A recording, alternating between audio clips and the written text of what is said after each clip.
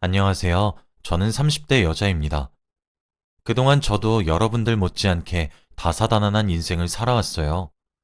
다들 제 이야기를 들으시면서 눈물 한 방울 흘리실 수도 있습니다. 그래도 지금은 숨을 돌릴 수 있을 정도로 여유로워진 편이지만 과거 일들을 생각한다면 그동안의 고생은 아무것도 아닌 것 같네요. 지금 생각해봐도 정말 돌아가고 싶지 않은 기억이고 지금은 정말 행복합니다. 저는 어렸을 적에 좋지 않은 가정 환경에서 자랐습니다. 아버지는 알코올 중독자였고 어머니는 술집에서 일했죠. 저는 오빠와 같이 네 가족이 한 집에서 살았는데 매일매일이 지옥이었습니다. 정말 도망치고 싶었고 아침마다 눈을 뜨는 게 싫을 정도였으니까요. 아버지는 술만 먹으시면 완전 다른 사람이 되었어요. 저와 오빠를 매일 때렸고 체력이 다 떨어져서 잠이 들기 전까진 멈추지 않았죠. 제가 초등학교에 입학을 할 때부터 맞았으니까 저희는 10년 동안 그렇게 살아왔네요. 그런데 저희 아버지만 저희 남매를 때리는 게 아니었어요. 저희 어머니도 저희에게 손찌검을 자주 했습니다. 아버지는 하루 일과 중에 스트레스 받는 일이 있으시면 저희 보고 종아리를 거두라고 했죠. 그때부터 저희는 지옥이었습니다. 오히려 학교에 있는 시간이 더 좋았고 집에 들어가기 싫었어요. 옆에서 어머니는 너희 아빠처럼 이렇게 자식들을 위하는 사람은 세상에 없다 라고 하시며 현모양처인 척을 했습니다. 아버지는 저희에게 다 훈육이고 저희를 위해서라고 포장해요. 그런데 사실은 밖에서 스트레스를 푸는 거였습니다. 저희는 아버지가 지쳐 쓰러져야 끝이 날 수 있었죠. 오빠는 매번 제가 맞을 때 저를 막아주고 아버지 보고 차라리 저를 때리라고 했지만 그럴수록 아버지는 저를 더 심하게 하셨어요. 오빠 보고는 착해 빠졌다면서 사내 놈이 그렇게 살면 안 된다고 했죠. 그리고 저한테는 넌 조금 더 맞고 이겨내는 법을 배워야 한다고 했습니다. 눈치채셨겠지만 아버지는 저보다 오빠를 더 좋아했어요. 오빠가 얼굴도 잘생기고 공부도 잘해서 학원도 공짜로 다닐 정도였습니다. 오빠가 다니는 학원이 유명해져서 보상으로 공짜로 학원을 다니니까 학비도 안 들고 주위에서 저희 부모님이 부러움을 샀거든요. 그런데 저는 오빠와 정반대였어요. 얼굴도 못생기고 공부도 전혀 못했습니다. 그러다 보니 무슨 일이 생기기만 해도 다 제 탓으로 넘기더군요. 오빠는 항상 그런 부분을 저에게 미안해했고 자기 때문에 제가 차별 대우를 당하는 것을 항상 사과했습니다. 저희 남매가 항상 차별 대우를 받으니까 저에게 학교 성적표가 나오는 날은 정말 최악인 날입니다. 부모님께 쓴소리도 들어야 하고 거기다가 오빠와 비교도 당해야 했거든요. 그뿐만이 아니었어요. 거기다가 맞아야 했습니다. 그날도 무거운 발걸음으로 성적표를 들고 집으로 왔어요. 그리고 집에 있는 가족들에게 제 성적표를 보여주었죠. 당연히 아버지는 화가 머리끝까지 나셔서 회초리를 들고 오시려고 자리에 일어나셨고 회초리가 없어진 겁니다. 아버지는 화를 내면서 회초리를 찾아다녔지만 집 어느 곳에도 없었죠. 그러다가 지치셔서는 저에게 화 한 번 내지 않으시고 어머니와 방으로 들어가셨습니다. 저는 천만다행이라고 생각했고 갑자기 사라진 회초리가 어떻게 된 건지 궁금하기도 했어요. 그런데 그날 오빠가 저에게 말해주더라고요. 자신이 그 회초리를 버렸다고 하면서 말이죠. 너무 마음이 아파서 아침에 아버지가 주무실 때 몰래 버렸다고 합니다. 오빠에게 너무 고마웠고 저는 오빠 덕분에 아버지에게 안 맞을 수 있었어요. 그런데 저희 집에는 아버지 문제가 아니라 어머니도 문제였어요. 어머니는 항상 아버지 앞에서 아버지밖에 없다는 듯이 행동합니다. 항상 애교도 부리고 우리 남편이 세계에서 제일 멋지다며 칭찬도 하죠. 그런데 아버지가 자리에 없으면 180도 태도가 변합니다. 어머니는 술집에서 일을 하시다 보니 항상 밤늦게 출근하세요. 그래서 아버지가 낮에 출근하시면 집에는 어머니와 저희밖에 없습니다. 아버지가 없으니 어머니는 다른 아저씨를 데리고 와서 저희 집에서 부부 행세를 했습니다. 그 아저씨는 아버지의 옷도 입고 신발도 신으면서 정말 저희 집 가족처럼 행동했습니다. 아버지는 이 상황을 꿈에도 모르시고요. 어머니가 저희에게 절대 말을 하지 말라고 했습니다. 그러면 저희 둘 다 집에서 쫓아낼 거라고 했죠. 그때 저희는 둘 다 어렸고 집이 없으면 안 된다는 생각에 하라는 대로 했습니다. 지금 생각해보면 차라리 쫓아낸 것이 더 나았던 것 같기도 하네요. 그 아저씨가 저희 집에 오시면 저와 오빠는 항상 방구석에 앉아 조용히 같이 놀아야 했고 화장실도 참아야 했습니다. 어머니가 방에서 절대 나오지 말라고 했거든요. 그래서 화장실도 참고 오빠와 같이 놀아야 했습니다. 목도 너무 마르고 배도 고팠는데 말이죠. 그때 저는 초등학생이었고 오빠는 중학생이었기에 부모의 손길이 절실히 필요했습니다. 이런 가정 환경에서 살다 보니 제가 의지할 사람은 오빠밖에 없었어요. 오빠가 없었다면 아마 저는 어떻게 됐을지 상상도 안 됩니다. 그런데 제가 오빠한테 제대로 감동을 받은 적이 있었어요. 그날은 아버지가 퇴근을 하고 오셨고 저보고 라면을 끓이라고 하더라고요. 저는 그때 초등학생이었고 라면 끓이는 법을 전혀 알지 못했죠. 그래서 오빠가 나서서 자기가 끓여주겠다고 했지만 아버지는 무조건 제가 끓여야 한다고 했어요. 왠지 모르게 불길한 예감이 들긴 했지만 그래도 어깨 너머로 본 걸로 따라서 했습니다. 오빠는 제가 다칠까봐 노심초사했고 그럴 때마다 아버지는 오빠 보고 방으로 들어가라고 했죠.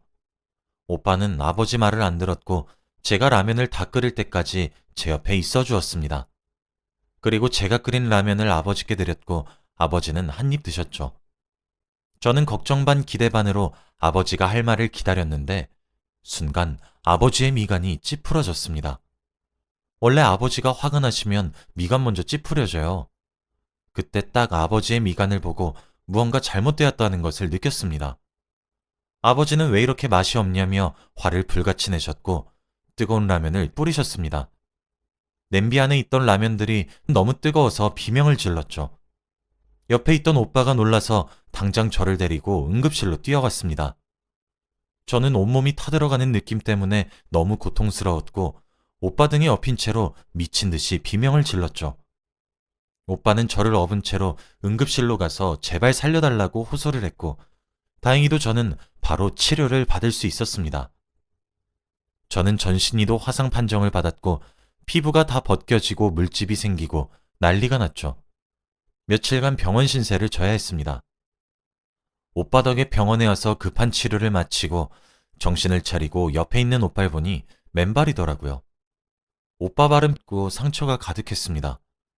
라면이 뿌려지자마자 오빠는 신발을 신지도 못하고 맨발로 저를 업고 병원까지 뛰어온 거예요. 저는 오빠에게 너무 감동받았고 미안했습니다. 부모님은 제가 입원한 병원에 오지도 않았고 오빠가 저를 간병해 주었죠. 어떻게 초등학생한테 라면을 끓이라고 시킬 수 있나요? 한 번도 끓여본 적이 없는데 못 끓일 수도 있는 거 아닌가요? 그리고 어떻게 자기 딸한테 라면이 담겨져 있는 냄비를 엎을 수 있을까요? 정말 그날의 기억은 아직까지도 생생하게 기억이 나네요. 오빠의 발을 보고 저는 결심했습니다. 그래서 이 집에서 탈출해야겠다는 생각이 들었습니다. 그리고 저는 미친 듯이 공부를 하기 시작했어요. 생애 처음으로 해본 공부이긴 했지만 그래도 아직 어렸고 가능성이 있었습니다. 오빠도 저에게 많은 도움을 주었고 저는 성적을 올릴 수 있었죠.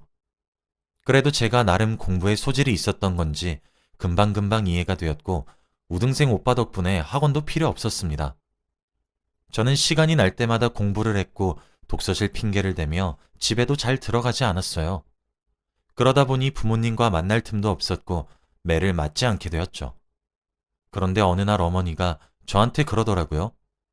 제가 그때 주말이라 집에서 공부를 하고 있었는데 제 방으로 슬금슬금 오시더니 저에게 충격적인 말을 했습니다.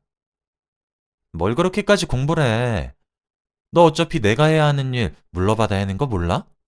지금부터 내가 하는 일 차근차근 배워야 해. 공부하는 저의 뒤에서 이 말을 하시고 사라지셨죠. 어머니의 일을 물려받는다뇨. 저는 술집에서 일하고 싶지 않았습니다. 당장 이 집에서 나가는 게 제 목표였어요. 그 말을 들으니까 온몸에 소름이 돋았고 공부에 더 자극이 되더라고요. 절대 어머니처럼 살지 않겠다는 생각으로 공부를 더 열심히 했습니다. 그런데 제가 성적이 올라도 딱히 좋아하지 않으셨어요.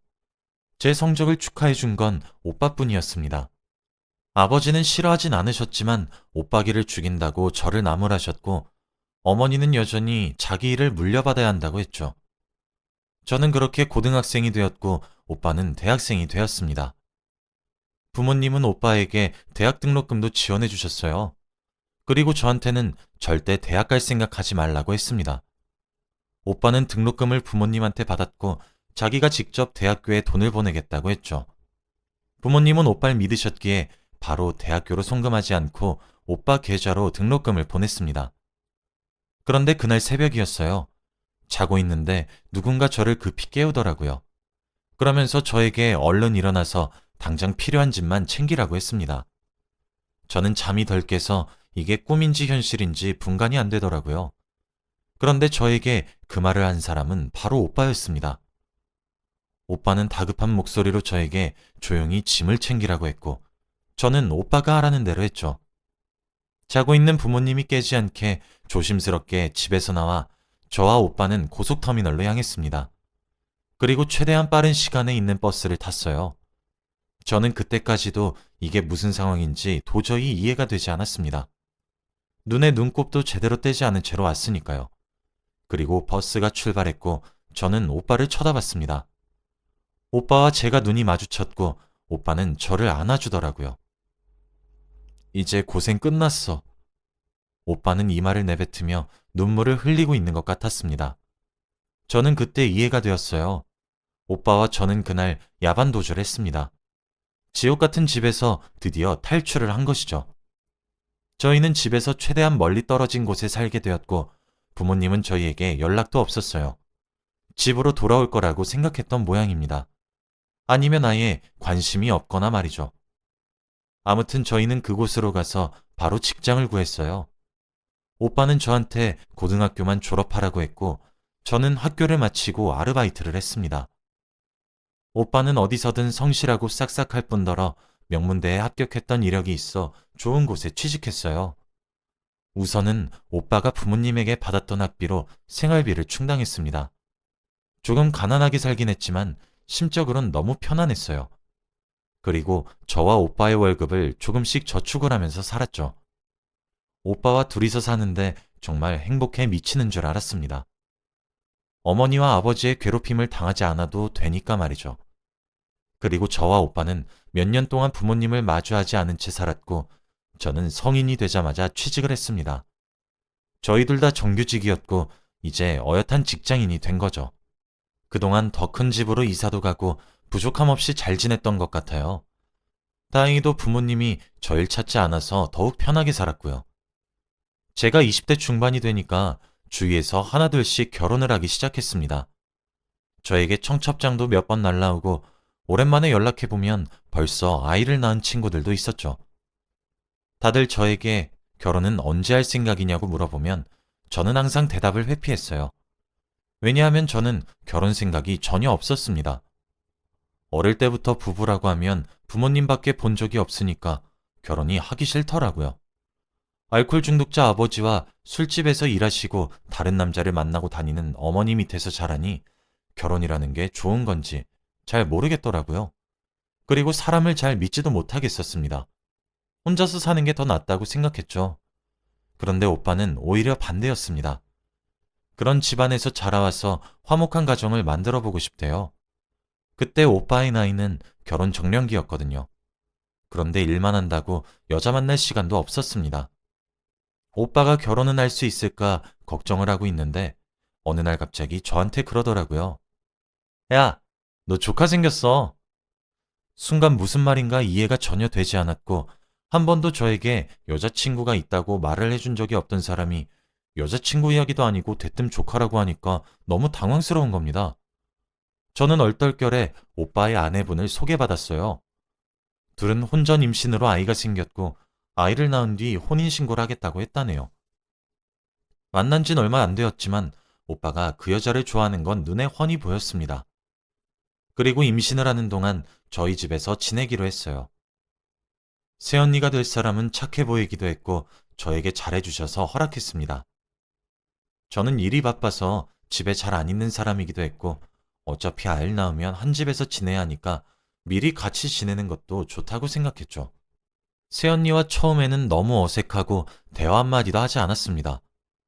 오빠의 여자친구로 소개받아도 친해지기 어려울 것 같은데 갑자기 우리 가족이 된다고 하니까 너무 당황스러웠거든요. 그래도 어색함을 조금씩 풀어가면서 친해지고 있었습니다. 새언니는 배가 점점 불러왔고 얼마 지나지 않아 왕자님을 출산했어요.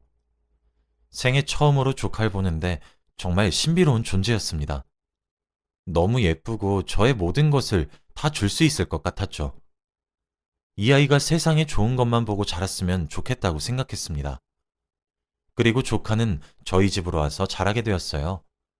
저는 조카를 보기 위해 퇴근하자마자 바로 집으로 와서 조카와 몇 시간을 놀아주기도 했죠. 낮 동안 육아에 찌들어서 고생하고 있는 새언니를 보니까 마음이 아프기도 했는데 제가 해줄 수 있는 건 밤에 육아를 교대해주는 것 뿐이었죠. 조카가 다른 아이들보다 유별나서 새벽 내내 울었고 옆집에서 민원이 들어올 정도였습니다. 새언니는 너무 스트레스 받아 했고 오빠와도 자주 싸우더라고요. 오빠는 아이가 생기니까 일을 하나 더 시작해서 집에 잘 못 들어왔습니다. 그리고 아이를 돌봐줄 시간도 부족하고 육아는 자연스레 새언니한테 떠맡겨졌죠. 제가 많이 도와준다곤 했지만 저도 직장인이어서 많은 도움은 못 되더라고요. 새언니는 다크서클이 무릎까지 내려왔고 살도 점점 빠져갔습니다. 새언니의 건강 상태가 걱정되긴 했지만 제가 아무리 걱정해도 언니는 한 귀로 듣고 한 귀로 흘리더라고요. 그런데 결국 문제가 터지고 말았습니다. 마치고 집에 가니까 새언니가 없고 조카만 미친 듯이 울고 있더라고요. 집은 난장판이었고 새언니의 물건이 없었습니다. 저는 왠지 모르는 불안감에 오빠에게 전화해서 새언니가 없어졌다고 했고 경찰서에 실종 신고를 했어요. 그리고 얼마 지나지 않아 경찰에 연락이 와서 저와 오빠는 조카를 아는 채 갔습니다. 그런데 새언니는 도망을 쳤다 해요. 아이를 키우는 게 너무 힘들어서 친정집으로 가려고 했답니다.